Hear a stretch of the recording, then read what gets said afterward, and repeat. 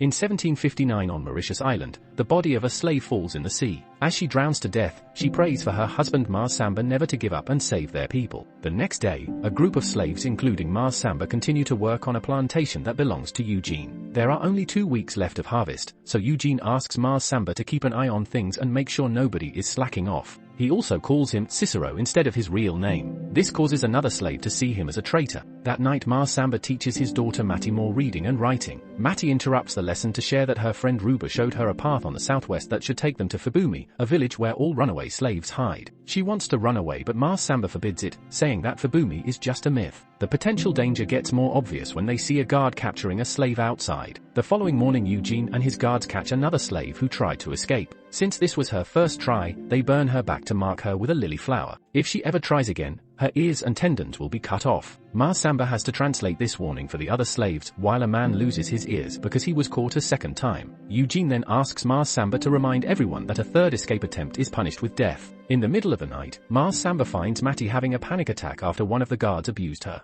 He hugs her tightly and guides her through it with prayers until she calms down. Afterward Mattie insists they should kill all their masters and run, pointing out that the other slaves will follow him as a leader. Mars Samba still refuses and calls Mattie Colette, which she hates. Mattie doesn't want to lose her culture, but Mars Samba prioritizes her future and hopes that by making her fit in with the colonizers she may get a job as a seamstress far away from the plantation. Sometime later, Mars Samba is called to the main house where Eugene is having dinner with some very important people. The governor knows that Mars Samba can speak both languages and wants him to help him understand the slaves. He asks if black people should be freed, but since Mars Samba is scared, he answers that black people exist only to serve. When he looks up to speak, the governor is offended and Eugene immediately kicks Mars Samba out. Eugene's son Honoré explains he was the one to train Mars Samba because he grew up here in the plantation and quickly understood that some slaves were trying to rise. Teaching Mars Samba convinced him that black people are also human. The governor brings up Madame La Victoire, a woman who hunts down runaway slaves and has the opposite views. An argument ensues over the treatment of slaves and Eugene has to silence Honoré to avoid trouble. However, the governor now thinks Eugene doesn't rule this area well. After the governor leaves, Eugene slaps Honoré for spewing his troublesome views. Then he calls Mars Samba to announce his losing all his privileges. He'll cut cane like the others and he won't live with his daughter anymore. Mattie will stay under Eugene's roof and if Mars Samba tries to protest, he'll kill her.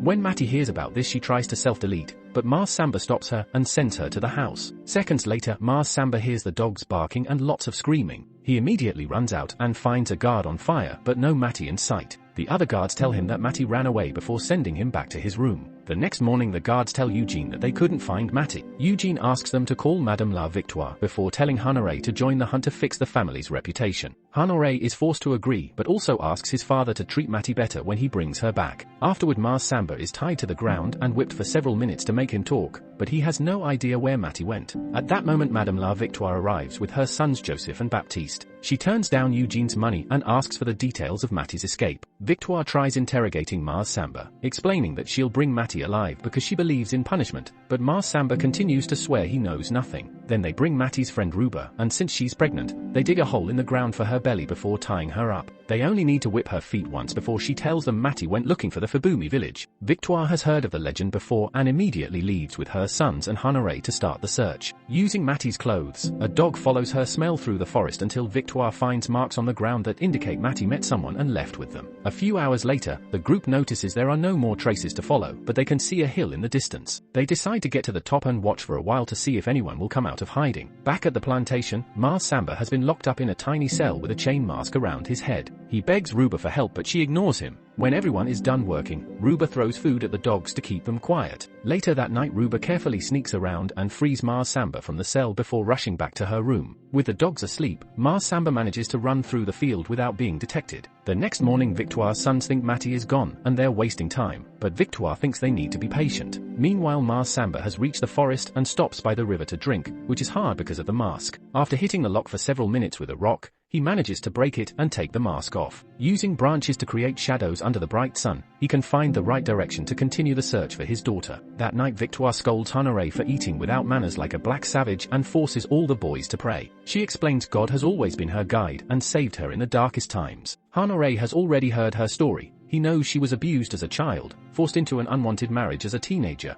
and the first woman on the island to be divorced. He thinks she's the only person on the island who knows the horrors the slaves go through and should be sympathetic, but Victoire insists that the church has proven that black people have no souls. She doesn't think it's her place to question the church, yet Hanare can tell she has doubts. During the night, Ma Samba dreams that his wife is by his side. The following day Ma Samba starts going up the hill and is seen by Victoire. When he starts wandering among the trees, he hears a noise and finds a black man named Kabadi who guides him around. There's also a black woman with a baby, and together they all hide from Victoria's group because they've entered the woods to look for them. At that moment the baby starts crying and Baptiste hears them, so the slaves have to start running as fast as possible. Unfortunately, they can't go far, so Kabadi makes the mother hide and gives Ma Samba one of his blades. When Baptiste gets close enough he opens fire, but the slaves dodge it and Ma Samba manages to tackle him to the ground. Baptiste fights back as Ma Samba tries to hit him to knock him out. However, Ma Samba freezes when suddenly Hanare calls his name and asks him to surrender. Kabadi then appears behind Hanare and quickly kills him by slashing his neck. After asking Ma Samba to do the same, Kabadi runs to hide. Ma Samba stares at Baptiste, but he can't bring himself to do it, so he runs away too. With Joseph now running after him, Ma Samba moves as quickly as possible until he's suddenly tackled by a black man named Rodo, who helps him find a place to hide. Once Joseph leaves, the men keep going and Rodo explains he's looking for the Fabumi village. They stop at a cave where Rodo shares the little food he has plus a fresh shirt while telling the story behind his uniform.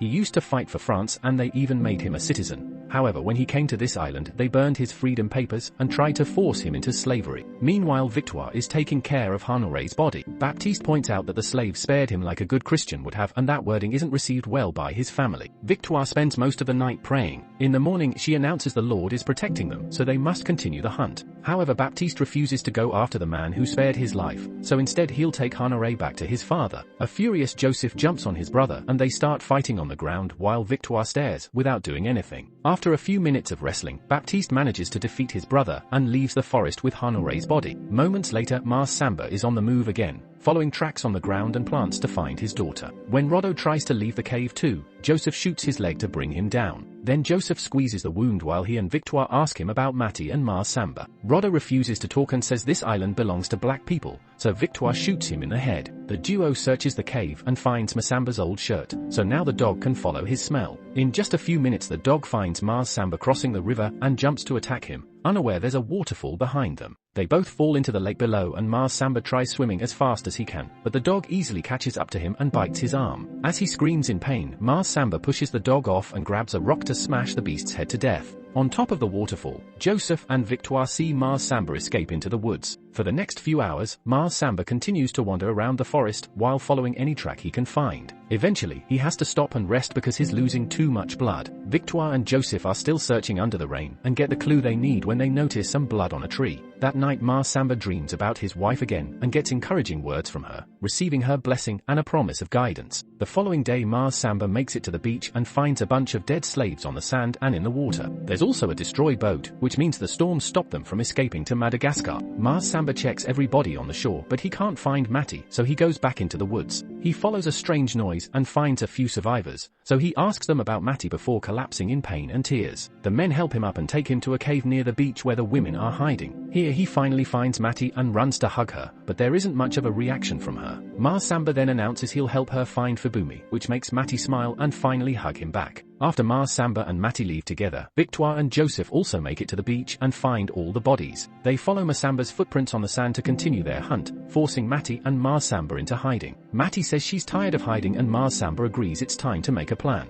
That night Ma Samba does a traditional ritual to renew his promise to his wife and asks for courage to fight his enemies. As the moonlight moves around him, Ma Samba hears his wife's voice saying they're now one before it starts to rain. Meanwhile, Victoire and Joseph are camping for the night. Victoire hears a noise and pushes Jospe down right before a blade attacks in the darkness. Mother and son immediately grab their weapons and stumble around blindly as they try to find the source of the attack. Suddenly Joseph hears a noise and opens fire, giving away his position for Ma Samba to quickly slash him with a blade before hiding again. Victoire runs to her son and notices he's in unbearable pain, so she stabs him to end his suffering. Afterward she hides behind a tree only to come out again when she sees Ma Samba standing nearby. With the lightning serving as cover, Victoire sneaks around until she surprises Ma Samba from behind, shooting him in the shoulder. Then she grabs her knife to kill him, but when she looks up again he's gone. A terrified Victoire starts praying until Mars Samba appears behind her and stabs her to death. That night Mars Samba dreams of his wife appearing before Eugene and killing him with a spear. In the morning Matty has to wake her father out of his trance and help him walk because of his injuries. However, Mars Samba is too dizzy and soon collapses again. Matty falls to her knees as she has a breakdown and yells for help. This gets the attention of a bunch of slaves who are also looking for Fabumi and recently escaped Eugene's plantation. Matty joins the group and the men help her carry Mars Samba as they continue their search. After several hours of wandering through the woods, they finally find the mythical village near the hills. A healer immediately makes an ointment and applies it on all of Masamba's wounds while praying. This helps Mars Samba heal and move without pain again. That night the locals welcome Mars Samba and Matty into their community and comment on some of the differences in their cultures, since many of these slaves were born on this island and not in Africa. Mars Samba shares stories about his original tribe and how his wife was killed in a colonizer's ship because she refused to be a slave. Matty also mentioned some of the stories her mother used to tell her and how she found the strength to smile at her daughter before her death. The next day, while she's bathing in the lake, Matty sees her mother watching her from afar. In the evening the villagers see flames in the distance, which means hunters are coming after them. Everyone starts running as the white men open fire and manage to recapture a few of the slaves. They cross a huge field but sadly find their way blocked by a cliff, which allows the colonizers to surround them. Using a slave as translator, a man asks them to surround them and explains the governor has promised to spare them. Mars Samba says he wants a life with no chains and no masters, inspiring Matty to start singing a traditional song. The villagers sing along before they delete themselves, choosing the end over slavery.